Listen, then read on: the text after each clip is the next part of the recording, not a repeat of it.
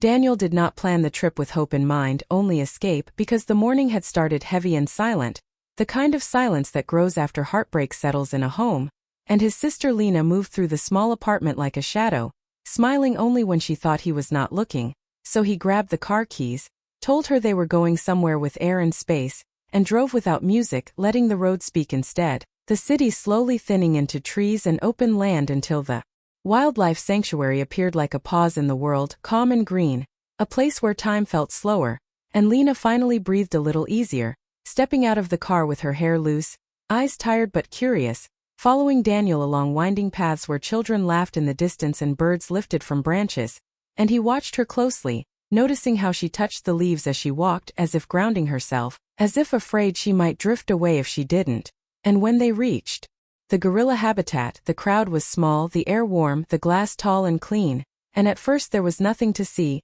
only rocks and shadows, and Daniel almost suggested moving on. But then the silverback emerged, not sudden, not loud, but steady, powerful, his body filling the space like a quiet storm, and the sound around them faded, Lena stepping closer without thinking, her face softening, eyes wide, something breaking open inside her that Daniel could feel even though he didn't understand it, and the gorilla sat down slowly, his movements calm, his gaze lifting, meeting hers with a depth that felt unsettling, human in a way Daniel didn't like, because it stripped away distance, because it made the moment feel intimate, and Lena's breath caught, her lips parting slightly, her hand rising to the glass as if pulled by instinct, and Daniel wanted to say her name, wanted to remind her where she was, but his voice stayed locked in his chest, because he felt it too, that strange pull, that sense that this was not just an animal behind glass but a mirror, reflecting pain, loneliness and survival, and when the gorilla lifted his massive hand and placed it gently against the same spot on the glass, Daniel's heart slammed hard, fear and wonder mixing together, the crowd murmuring behind them, phones flashing, but Lena didn't move, tears gathering in her eyes without falling, and in that silent exchange Daniel saw the weight she carried, the love she gave and never got back, the nights she cried into pillows, the way she blamed herself for being too much and not enough at the same time, and he realized how helpless he had been, watching her fade, unable to fix what broke her, and the gorilla's eyes did not blink, did not judge, they only watched, steady and present, and something inside Lena eased, her shoulders lowering, her breath slowing, as if for the first time in weeks she felt seen without needing to explain herself, and Daniel felt a sharp ache in his chest because he had spent his life being the strong one, the protector, the one who didn't need comfort, but standing there he knew he had been lonely too, choosing duty over desire, silence over truth, letting years slip by without asking for what he wanted, and the moment stretched, fragile and strange, until the gorilla finally withdrew his hand, stood and turned away, disappearing back into shadow, leaving behind a quiet that felt heavier than noise, and Lena lowered her hand slowly, blinking, wiping her cheek quickly, embarrassed by the tears she pretended didn't matter, and Daniel placed a hand on her shoulder, grounding her, both of them standing there unsure of what had just happened, only knowing that something had shifted, something small but deep, like the first crack in ice before it breaks, and as they walked away from the enclosure, neither spoke, but both carried the same feeling, that life had just leaned close and whispered something important, something they were not yet ready to understand but could never forget. The days after the sanctuary visit moved faster than Daniel expected, as if time itself had decided not to wait for either of them to catch up. And Lena woke each morning with a strange mix of calm and restlessness, her sadness no longer sharp but replaced by a quiet pull she could not name. And Daniel noticed the change in small ways. In how she stood by the window longer, how she smiled at nothing, how she asked questions about life she had never asked before. And it worried him because healing was never this smooth, never this sudden, and yet he said nothing, choosing to watch instead, letting her move at her own pace. And one evening she finally spoke, her voice low, telling him she could not stop thinking about the gorilla, not as an animal, but as a feeling, a moment where she felt strong and gentle at the same time, where pain did not define her. And Daniel listened carefully, realizing this was not obsession but awakening, the kind that follows long silence, and he shared his own thoughts, admitting the moment had shaken him too, not with fear but with reflection, because he had seen himself in that glass as clearly as Lena had, seen a man who had waited too long to live honestly, and their conversation stretched late into the night, raw and open, filled with truths they had avoided for years. And when they finally slept, the weight between them felt lighter, like something unspoken had finally been released. And the following week Lena returned to work with a new energy, standing straighter, speaking clearer, no longer shrinking herself to keep others comfortable. And Daniel felt proud but distant, sensing that her change might soon pull her somewhere he could not follow. And his fear grew quietly, because she was all he had left of family, and he did not want to lose her to growth. And then the letter arrived, a simple envelope from the sanctuary, thanking visitors for support and inviting them to a private educational session. And Lena's hands shook when she read it, excitement lighting her eyes, and Daniel agreed to go again, even though something inside him warned that this return would not be simple. And when they arrived, the sanctuary felt different, less like an escape and more like a test. And during the session they learned about gorilla behavior, about intelligence, emotion, connection. And Lena listened like her life depended on it, absorbing every word, while Daniel watched her face glow with purpose, realizing she had been starving for meaning long before. Heartbreak took her down, and after the session they were allowed back near the enclosure, quieter now, empty of crowds. And the silverback appeared again, slower this time, older somehow, his presence still commanding but softer. And Lena stepped forward, not reaching for the glass, only standing still, breathing evenly, and the gorilla watched her with the same steady focus. And Daniel felt that same tight pull in his chest, understanding now that this moment was not about repetition but confirmation, that some encounters arrive to remind people who they are before the world teaches them to forget. And the gorilla turned away without touching the glass this time. And Lena did not cry, she only smiled, peaceful, like she had received an answer she did not need explained.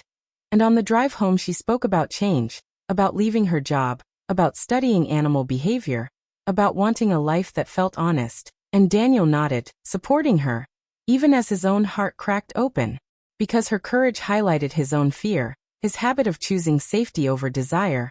And that night he lay awake, thinking about the years he had spent loving quietly, dreaming quietly, existing quietly, and he realized that the encounter had not only changed Lena, it had exposed the truth he could no longer ignore, that he wanted more, that he deserved more. And as the days passed he began making small changes too, speaking up, reconnecting with old passions, allowing himself to feel attraction again, longing again, even heartbreak if it came, because numbness was no longer an option. And though neither of them said it out loud, both knew the sanctuary had become a turning point, a line crossed, and whatever waited ahead would demand courage from them both, whether they were ready or not.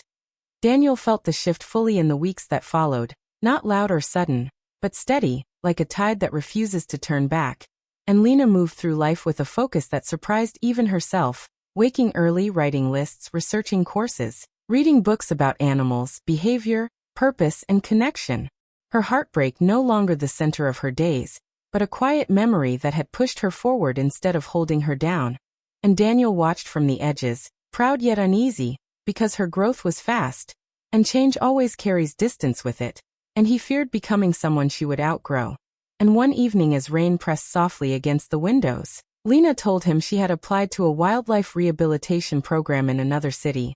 Her voice calm but her eyes searching his face for permission she did not need, and Daniel smiled, told her he was happy, meant it, yet later sat alone in the dark feeling the weight of what was coming, because he had built his life around protecting her. And without that role he felt unsteady, exposed, forced to look at the empty spaces in his own life. And instead of running from it, he leaned in, began saying yes to invitations he once declined, reconnected with an old friend named Elise who knew his past without judging it, whose laughter felt warm and familiar. And though nothing romantic happened, the attraction was there, gentle and confusing, reminding him that he was still capable of wanting more. And at the same time Lena threw herself into preparation, volunteering on weekends, spending hours at the sanctuary, learning names, routines, stories, finding comfort in work that asked her to care without losing herself. And one afternoon she returned home quiet, thoughtful, and told Daniel she had stood near the gorilla enclosure alone that day, not to see the silverback, but to thank the moment that changed her. And Daniel understood that she was closing one chapter while opening another. And as weeks turned into months, Their conversations shifted from shared pain to shared dreams, from survival to possibility. And though they still leaned on each other, there was more space now, healthier space, and Daniel realized that love did not weaken with distance. It deepened when allowed to breathe, and yet fear lingered, because the program Lena applied for accepted her. And the move became real, dates written on calendars, boxes slowly filling rooms. And on her last night before leaving, they sat on the floor eating simple food, laughing at old memories, crying without shame. And Lena admitted she was scared, not of failing, but of becoming someone new and losing parts of who she was. And Daniel told her change did not erase the past, it carried it forward, shaping it into something stronger. And as she left the next morning, he watched her walk away with purpose in her step, realizing that the gorilla encounter had not saved her, she had saved herself. And in that truth Daniel found strength too, because if she could step into the unknown, so could he. And though loneliness returned in quieter moments, it no longer felt empty. It felt like space waiting to be filled. And Daniel began building a life that belonged to him, one honest choice at a time, knowing that the reflection he saw that day behind the glass had finally taught him how to look forward without fear.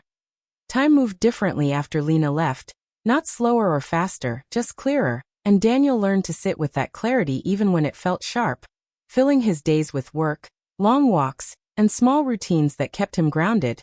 And though the apartment felt quieter, it no longer felt empty, because something inside him had finally woken up, and he stayed in touch with Lena through short calls and voice notes filled with tired laughter and excitement, hearing how she worked long hours, learned fast, made mistakes, and kept going. Anyway, her voice stronger each week, more sure of itself, and Daniel felt proud without the old fear attached, because he understood now that love did not mean holding on. It meant letting grow. And one afternoon months later Lena called with news that surprised him, telling him she would be returning for a short break, and Daniel felt a rush of warmth mixed with nerves, wondering who she had become and who he was now in comparison. And when she arrived, he recognized her instantly yet noticed the changes, the way she stood taller, spoke clearer, smiled with ease, carrying herself like someone who trusted her own steps. And they hugged long without words, feeling the shared past settle gently between them instead of weighing them down. And over dinner she told him stories of the sanctuary, of animals recovering, of teamwork, of learning patience, and Daniel shared his own growth, the risks he had taken, the ways he had allowed himself to feel again, including the quiet bond forming between him and Elise, a connection built on honesty rather than need. And Lena listened with a soft smile, happy for him in a way that felt free of worry. And the next morning they returned together to the wildlife sanctuary, not out of longing but gratitude,